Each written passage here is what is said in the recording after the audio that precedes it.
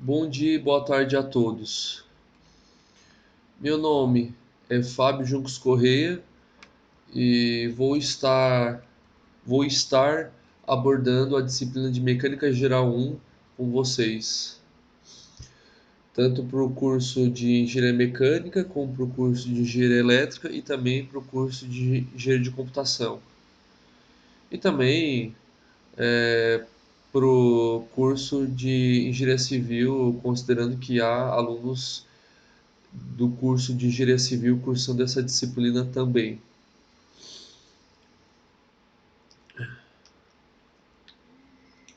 Introdução. Inicialmente, eu começo definindo mecânica, né?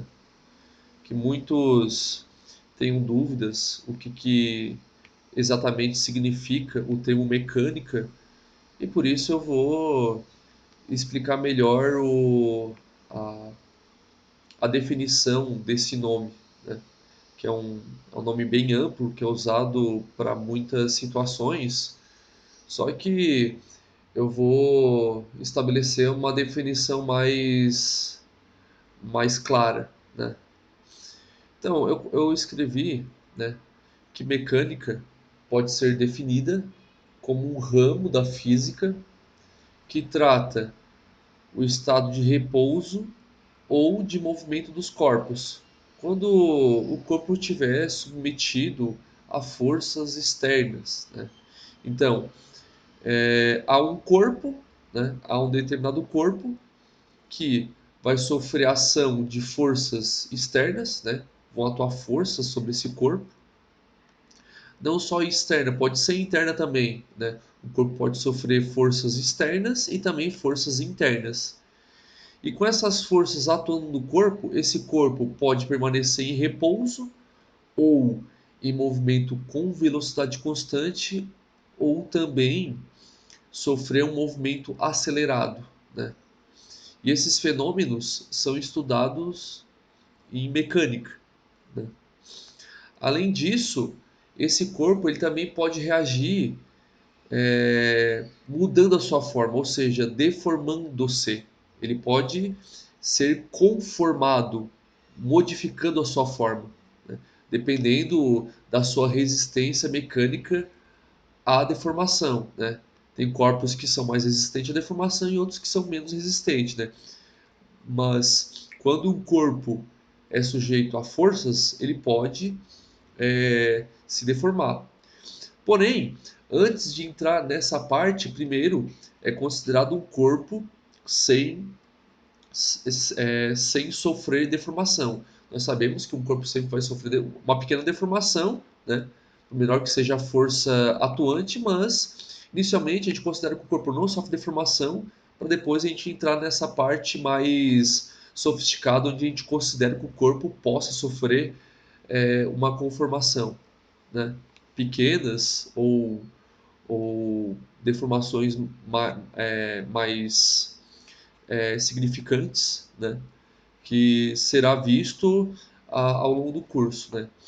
Mas, resumindo, a gente pode definir então que o estado de repouso ou movimento do corpo, quando sujeito à ação de forças, pode ser definido como mecânica, né?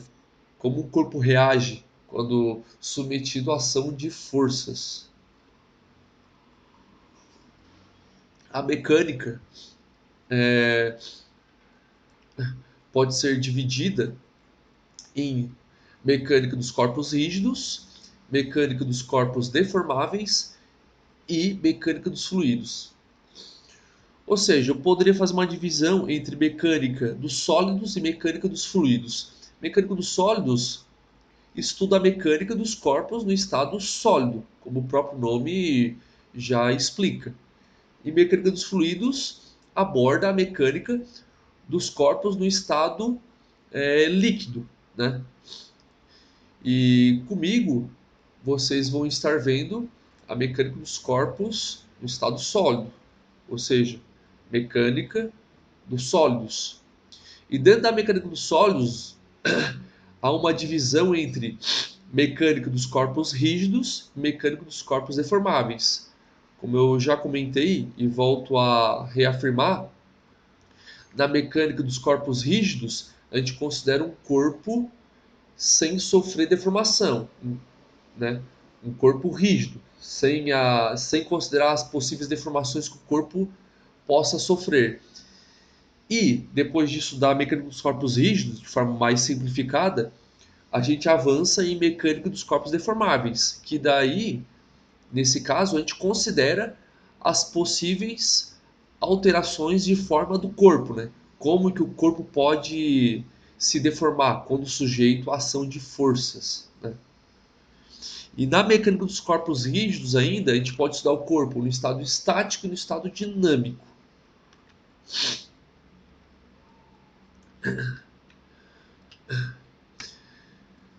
Continuando, a mecânica dos corpos rígidos constitui uma base para o projeto e análise de dispositivos estruturais, mecânicos ou elétricos encontrados na engenharia. Então, para chegar na fase de desenvolvimento de projetos mecânicos, é preciso inicialmente estudar a mecânica dos corpos rígidos, porque é uma base conceitual para que o aluno possa aprender, né, avançar nos conhecimentos da mecânica, conhecer os conceitos da mecânica dos corpos deformáveis e, com isso, ter aptidão para trabalhar no projeto de estruturas. Porque quando o engenheiro estiver projetando uma estrutura, uma tubulação, um projeto elétrico ou eletrônico, ele precisa conhecer previamente ou de forma intermediária as propriedades mecânicas dos materiais, né? Precisa dimensionar e, com isso, analisar se esses componentes que compõem o mecanismo toleram aquele esforço mecânico, né, quando estiver em serviço. Então, quando o mecanismo estiver em funcionamento, cada componente tem que ser projetado de forma que ele resista às forças mecânicas que vão estar atuando no componente, né? Por isso que a mecânica dos corpos rígidos é uma base para o estudo de projetos mecânicos em geral, né? E como eu já comentei, para estudar mecânica dos corpos deformáveis, né, sendo esse conhecimento extremamente essencial para projetos mecânicos, né, para que o aluno possa estudar mecânica dos corpos deformáveis, ele precisa inicialmente estudar a mecânica dos corpos rígidos, né? Onde é considerado um corpo rígido, um corpo que não sofra deformações, né? Então, a mecânica dos corpos rígidos pode ser dividida em estática e dinâmica. Qual a diferença entre ambas? Estática considera a aceleração igual a zero. Entretanto, dinâmica considera a aceleração diferente de zero.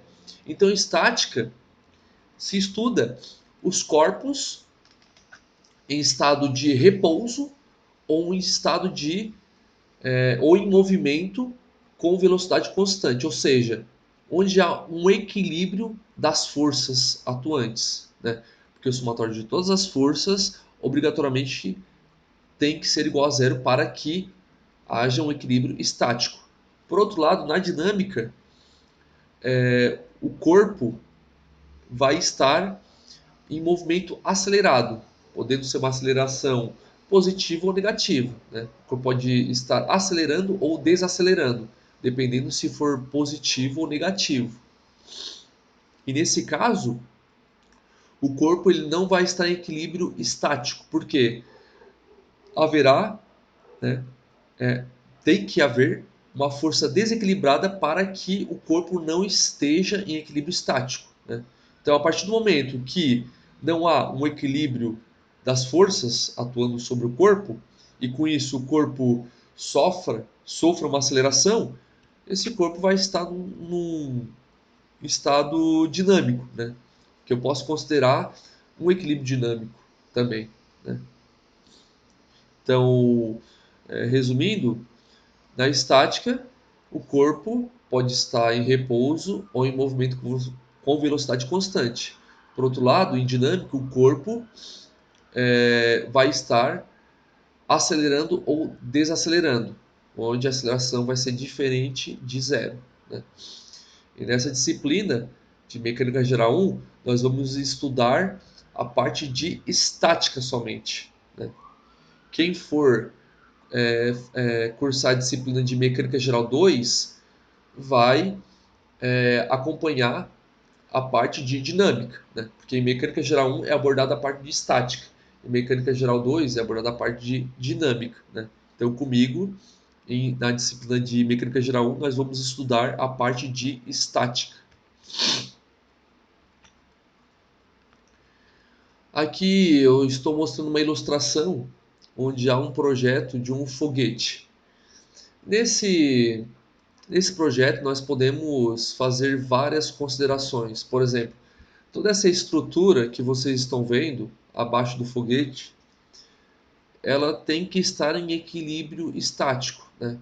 Então, tanto o somatório das forças na direção x, na direção y, na direção z, tem que ser igual a zero, porque essa estrutura está em equilíbrio. Da mesma forma, o somatório dos momentos em torno do eixo x, em torno do eixo y, em torno do eixo z, também tem que ser igual a zero. Novamente, porque essa estrutura está em equilíbrio estático. E ela tem que resistir a esse carregamento que a estrutura está sujeita, porque quando o foguete acelera, essa estrutura vai sofrer um esforço, né, em função do deslocamento do foguete, né, desse fenômeno que vocês estão vendo, e essa estrutura tem que ter uma resistência mecânica suficiente para suportar esses carregamentos, né? E cada componente, né, é analisado de forma que ele resista àquele esforço mecânico, né? Então, o engenheiro tem que dimensionar cada componente que compõe toda essa estrutura para que cada componente possa resistir a essa força mecânica atuante. Quando a gente analisa o foguete, a gente percebe que o foguete está acelerando na direção vertical, porém no plano transversal do foguete há um equilíbrio, porque ele não desloca nem para um lado, nem para o outro, nem para frente, nem para trás, se a gente analisar um plano, né? Vamos considerar que a direção da altura do foguete corresponde à direção z e o plano transversal do foguete corresponde ao plano definido pelos eixos x e y. Então, se eu analisar os eixos x e y, essas direções do plano transversal do foguete, eu percebo que há um equilíbrio estático, porque o foguete ele não vai deslocar nem numa direção e nem na outra, nem na direção x nem na direção y. Então há um equilíbrio estático nessas duas direções, tanto na direção x como na direção y, considerando que o plano transversal é definido por esses eixos x e y. Entretanto, na direção z, correspondente à direção da altura onde o foguete está acelerando, nessa direção não há um equilíbrio estático, porque há uma aceleração do foguete. O foguete está acelerando na direção da altura, correspondente à direção z. Então, na direção z não há um equilíbrio estático, e sim um estado em que o foguete está num estado dinâmico, porque ele está acelerando na direção da altura. Então, isso tem que ser levado em consideração no desenvolvimento, no desenvolvimento do projeto mecânico deste foguete. Aqui eu estou mostrando uma ponte estaiada ou uma ponte suspensa, né? Esse tipo de ponte ela se caracteriza por estar com uma parcela dela suspensa através de cabos. Então, tem uma coluna, né, um pilar é, dimensionado de tal forma que ele resista a esses carregamentos. E esses cabos eles vão estar sustentando uma parcela da ponte, né? Então, tem que se levar em consideração no projeto mecânico que esses cabos vão suportar a força, né, que a força-peso daquela parcela da ponte em que os cabos estão sustentando, né? Então, todos esses cabos juntos, eles têm que suportar aquela força-peso daquela parcela da ponte em que esses cabos estão é, sustentando, né? Além disso, se eu for fazer uma análise estática, eu vou perceber que o somatório das forças e dos momentos de força em relação a todos os eixos obrigatoriamente tem que ser igual a zero. Por quê? Porque essa ponte estaiada ela está em equilíbrio estático, né? Além da análise do corpo rígido, também é efetuada uma análise de corpo deformável, porque a deformação que essa ponte possa sofrer tem que ser uma deformação de tal forma que ela não sofra possíveis rupturas, né? Então, quando estiver trafegando carros, ônibus, caminhões, né, onde vai ser exercida uma força sobre a ponte, essas forças vão causar uma pequena deformação, porém essa deformação tem que ser aceitável do ponto de vista de projeto, para que não ocorra possíveis fissuras na ponte. Aqui eu estou mostrando outro caso, né, de uma estrutura que está sendo sustentada por três cabos, como vocês podem ver nessa figura.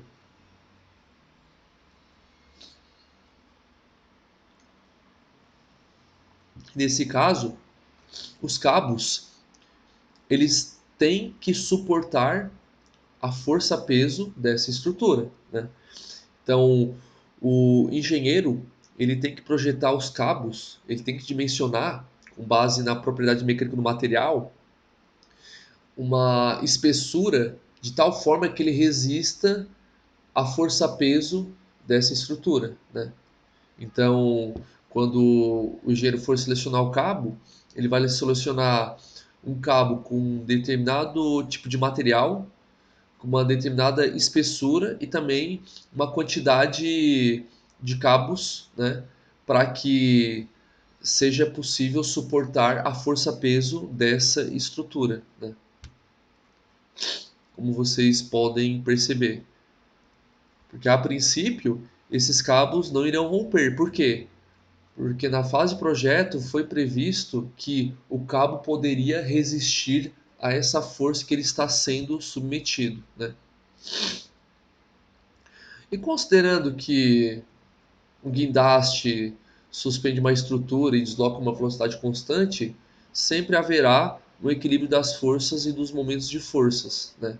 Porque quando há um deslocamento com velocidade constante, significa que o sistema está em equilíbrio estático, onde o somatório das forças e dos momentos de força em relação a todas as direções tem que ser igual a zero, né? Porque nós estamos tratando de um equilíbrio estático.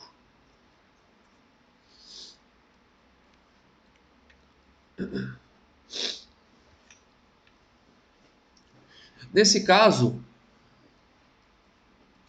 eu estou mostrando uma chave combinada, né? Chave combinada porque em um lado ela é uma chave fixa e do outro lado é uma chave estriada, né? E nesse caso está sendo apertado ou afrouxado a porca, né? E ele está aplicando uma força. E o que a gente percebe? Que quando eu aplico uma força em um cabo, né, eu tendo a gerar um momento de força. Nesse caso, momento de força eu estou transmitindo para a porca, né? Quanto mais força eu aplicar na mão, eu estou me referindo à mão direita, né? Mão direita sobre a chave combinada. Quanto mais força eu aplicar, maior vai ser o momento de força transmitido à porca, né? Ou, quanto maior a distância em relação à porca, né? Vamos supor que eu substituo uma chave com comprimento maior e coloque a mão mais afastada da porca. Quanto maior a distância, também eu vou transmitir um momento de força maior para a porca. Ou seja, nós vamos ver nessa disciplina esse conceito de momento de força, né? Onde o momento de força depende tanto da força aplicada como da distância do ponto de giro, né? Nesse caso, o ponto de giro está no centro da porca, né? No eixo axial da porca. Inclusive, é, em máquinas, mecanismos, equipamentos, existe um torque pré-estabelecido para apertar a porca, para que não ocorra danos na rosca, por exemplo, né? Por exemplo, vamos supor o, o, a porca para apertar uma proteção do sistema de lubrificação de um determinado equipamento. Determinado equipamento tem um sistema de lubrificação, ele tem um reservatório e tem uma região onde eu posso escoar o óleo, né, através de um orifício onde há um parafuso, né. Esse parafuso é apertado de tal forma que o máximo torque que eu posso aplicar é de 25 Nm. Isso equivale a aproximadamente 2,5 kgfm. Por quê? Porque foi analisado, do ponto de vista de projeto, que esse torque é suficiente para que tenha um aperto ideal naquela ocasião, né? Porque se eu aplicar menos força, pode ser que eu não tenha um aperto adequado e possa escoar óleo através desse orifício. E se eu apertar além desse valor, eu posso danificar a minha rosca, né? Então isso é averiguado no projeto mecânico também. Aqui eu tenho um guindaste que está sustentando um navio, né? E vocês percebam que há quatro cabos que estão segurando o navio. Esse navio tem uma determinada força-peso, né? E se eu analisar a força dos quatro cabos, né, juntos na direção da altura, a força dos quatro cabos na direção da altura vão ser igual à força-peso do navio. Por quê? Porque o sistema está em equilíbrio, né? Então, se esse sistema está em equilíbrio, né, significa que o somatório das forças na direção Z, por exemplo, tem que ser igual a zero. Então, se eu pegar a força dos quatro cabos, decompor na direção Z, né, e somar a força dos quatro cabos na direção Z, o somatório das forças dos quatro cabos na direção Z vai ser exatamente igual à força-peso do navio, né? E além disso, a, cada cabo ele tem que suportar essa força, né? Então, no projeto mecânico, o engenheiro vai averiguar que o cabo com a sua constituído pelo material, por um determinado tipo de material e com aquela espessura, tem que resistir àquela força mecânica para que não chegue perto de romper, né? Claro que há um coeficiente de segurança para que o cabo não trabalhe próximo do seu limite, né? Então, esses quatro cabos vão resistir de tal forma que eles não sofram uma ruptura, né? Novamente, né, considerando que esse sistema esteja em equilíbrio estático, o somatório das forças e dos momentos de forças em relação a todas as direções vão ser igual a zero porque eu estou tratando de um equilíbrio estático. Aqui tem outro detalhe, né, que eu posso levantar, que é a questão do tombamento desse guindaste, né? Dependendo da distância do braço desse guindaste, do peso do navio, se o peso do navio com a distância for maior do que o contrapeso do guindaste que está à direita, considerando a distância de apoio no solo, dependendo da ocasião, isso pode causar um tombamento. Como já aconteceu, né, na prática, se não estou enganado, houve um episódio lá em Porto Alegre, no Rio Guaíba, onde não foi introduzido um contrapeso à direita do guindaste, que seria um pouco além da onde é possível enxergar nessa figura, né? Não foi previsto esse contrapeso, ou o contrapeso não era suficiente, e com isso o guindaste acabou sofrendo um tombamento. Nesse caso, comparando esse evento, esse guindaste tombaria no sentido anti-horário, olhando para a tela, né?